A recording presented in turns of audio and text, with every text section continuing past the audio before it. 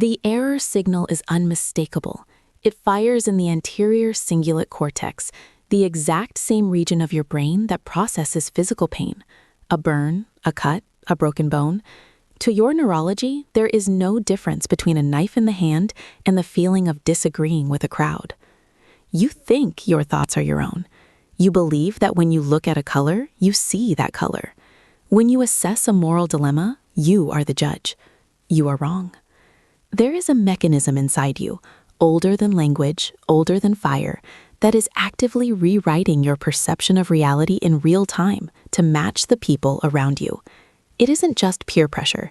It is biological editing. It is the pruning of your synapses. When you hold an opinion that contradicts the group, your brain releases cortisol. Your heart rate elevates. You enter a state of distress. The moment you capitulate, the moment you nod your head and agree with a lie, your brain releases dopamine. You are chemically rewarded for killing your own individuality. We are not talking about being polite. We are talking about atrophy. We are talking about a physiological process where the neural pathways responsible for critical thinking, innovation, and dissent are starved of oxygen until they wither. Look at the modern landscape, the uniformity of thought, the carbon copy aesthetic of cities, of art, of discourse. You feel it, don't you? A creeping homogeneity, a silence where there used to be noise. This is not an accident. It is the inevitable result of a species that has mistaken safety for survival.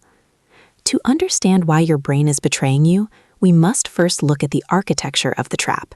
It relies on three fundamental pillars: the fear of exile, the conservation of energy, the illusion of truth. Let's begin the autopsy. Deep within the temporal lobe, there is a battle being fought every second of your waking life. It is a war between the amygdala, the primitive alarm system that screams when you are in danger, and the prefrontal cortex, the seat of your logic. For 200,000 years, exile meant death. If the tribe cast you out, you did not simply get lonely. You starved, you froze, you were eaten. Therefore, the human brain evolved a fail-safe. It evolved to prioritize social cohesion over objective reality. If the tribe said the rustling in the bushes was the wind, but you saw a lion, you were statistically safer agreeing it was the wind than running alone and risking expulsion. But the lion is gone. The tribe is now a digital abstraction of billions, yet the hardware remains unchanged. Consider the Solomon Asch experiments of the 1950s. You know the basics. A subject is placed in a room with actors. They are shown lines of different lengths. The answer is obvious, childishly simple. But the actors, one by one, insist that the short line is the long one. What the textbooks usually gloss over is not that the subject agrees, it is how they agree. When neuroscientists replicated this setup with fMRI scanners, they found something terrifying. The subjects who conformed didn't just lie to fit in. Their visual cortices actually changed activity. They physically stopped seeing the correct length of the line. Their brains hallucinated reality to match the consensus. They did not choose to submit. Their brains overwrote the data from their own eyes to protect them from the pain of standing alone. This is the descent. When you consume the same media as everyone else, when you adopt the same moral outrage, the same aesthetic preferences, the same linguistic markers, you are not participating in culture. You are engaging in a mass synchronization event. Your brain is an energy hoarding machine. Thinking is expensive. Critical analysis consumes massive amounts of glucose. Following a heuristic, a preset pattern established by society, is cheap. It is efficient. It is the path of least resistance. Every time you agree with the consensus, you save energy. You strengthen the neural highway of conformity. This highway becomes paved, then widened, then fortified. Meanwhile, the path of the individual, the rugged, difficult trail of unique thought, becomes overgrown. It disappears. This brings us to the concept of use it or lose it. This is not a metaphor. This is synaptic pruning. If you do not use the circuits responsible for autonomous judgment, your brain marks them as waste. It dissolves them. You are physically losing the capacity to be you. We see this in the phenomenon of the echo chamber, but that term is too soft. It implies a room where sound bounces. What we are dealing with is a behavioral sink. In the mid-20th century, ethologist John B. Calhoun created a utopia for mice. Unlimited food, unlimited water, no predators, no disease, a paradise. He called it Universe 25. The population exploded. But then, as the enclosure became crowded, something broke. The mice stopped acting like mice. They abandoned their social roles. They stopped breeding. They became hyper-aggressive or catatonic. A specific group emerged that Calhoun called the beautiful ones. These male mice withdrew from all interaction. They did nothing but eat, sleep, and groom themselves. They had smooth coats, no scars, no stress. They were perfect physical specimens, and they were completely empty. They had lost the capacity for struggle, for connection, for complexity. They were biologically alive but psychologically dead. Look at the screen in your hand. Look at the curated perfection of the lives presented to you. Look at the withdrawal from conflict, the terrified avoidance of offending the group, the obsession with grooming the self-image. We are the beautiful ones. We have constructed a Universe 25 where the predator is not a wolf, but a downvote, a cancellation, a silent stare. And in this environment, the brain adapts by shutting down. The prefrontal cortex, the area responsible for planning and personality, begins to thin in individuals who perceive themselves as socially isolated or under low social status threat. But here is the paradox. In a hyper-connected society, everyone is under constant threat. The standards of the group shift hourly. The moral laws change overnight. To keep up, your brain must remain in a state of hypervigilance, constantly scanning for the correct behavior. This constant scanning prevents deep work. It prevents the flow state.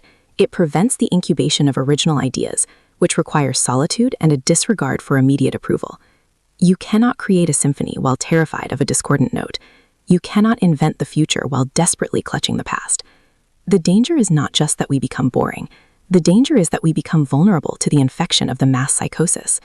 When individual judgment is outsourced to the collective becomes a singular organism, a hive mind, and a hive mind does not have a conscience.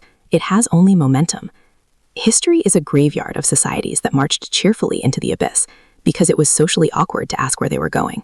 The mechanisms that allowed ordinary men to commit atrocities in the 20th century were not defects of character.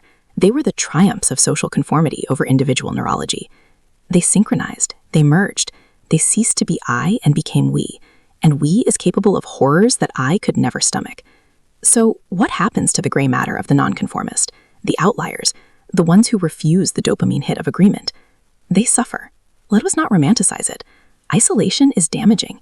It increases the risk of cardiovascular disease, cognitive decline, and early death. Your biology punishes you for leaving the herd.